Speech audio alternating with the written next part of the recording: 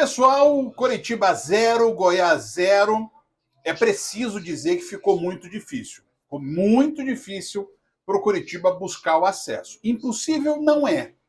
Eu até coloco dentro da escala de dificuldade que estávamos na fase quase impossível depois da derrota do Coritiba para o Operário.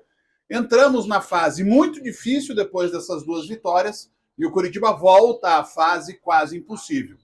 Porque não basta o Coritiba ser um time praticamente perfeito. Como disse o Jorginho depois do jogo, encarar suas 9 decisões e vencer pelo menos 8 delas. Não tem como não contar também com a combinação. Então o Coritiba vai ter que ser regular, quase perfeito, coisa que não conseguiu na temporada. A maior sequência de vitórias do Coritiba é de 3 jogos. Diante de ainda contar com a irregularidade alheia, que até existe.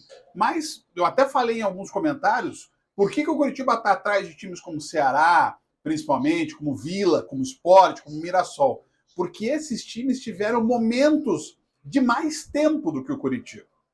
E como eu disse, em outros jogos, o problema não é perder pontos nesse jogo com o Goiás, que estava na cara que ia ser muito difícil.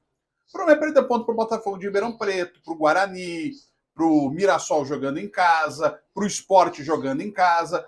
Um jogo desses ia acabar dando problema. Óbvio, não dá para você também matar todo mundo no seu estádio.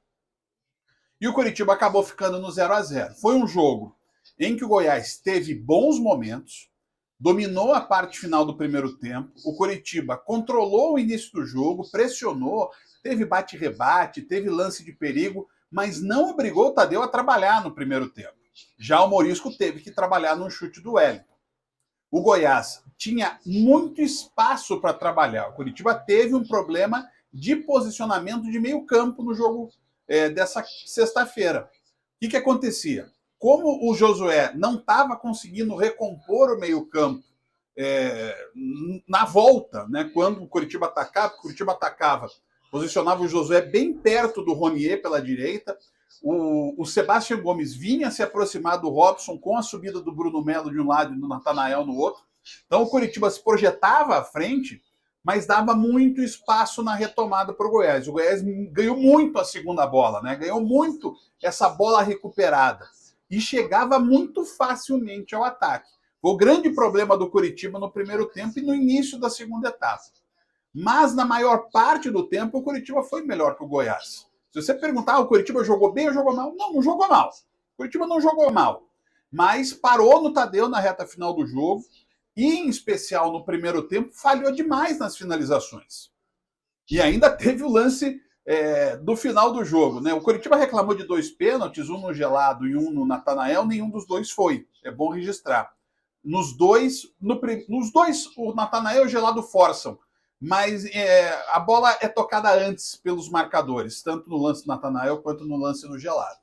Então não há o que dizer em relação a esses lances. E no lance do gol anulado pelo VAR, houve muita falação do pessoal do Goiás, mas na movimentação ofensiva, é a última determinação da FIFA, na movimentação ofensiva, bateu no braço a infração. E aí foi o que marcou a arbitragem no gol do Rildo. Quando o Rildo recebe, a origem do lance é de uma bola que o Gava toca com o braço. É óbvio que ele não queria tocar com o braço, mas tocou e aí a arbitragem marcou a infração depois de observar o VAR. O Coritiba ficou devendo, o torcedor saiu frustrado, é óbvio, por mais que o jogo tenha sido difícil, que o Goiás tenha obrigado o Morisco a fazer pelo menos 3 grandes defesas. Nesse momento, o Coritiba não tem muita solução, é só ganhar. E se você tinha que ganhar 8 em 10, passa a ter que ganhar 8 em 9, o desafio aumenta.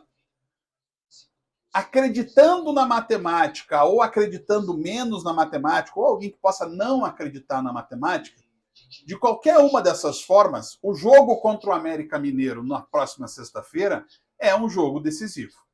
São 9 decisões, sim, para o Coritiba, só que uma de cada vez.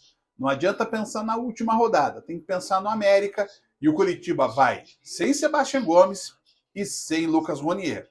É a hora da superação. E última coisa, Gente, como é ruim o tal do Eric Castilho, hein? Meu Jesus, ele é o Wesley Pomba que fala espanhol. Um abraço.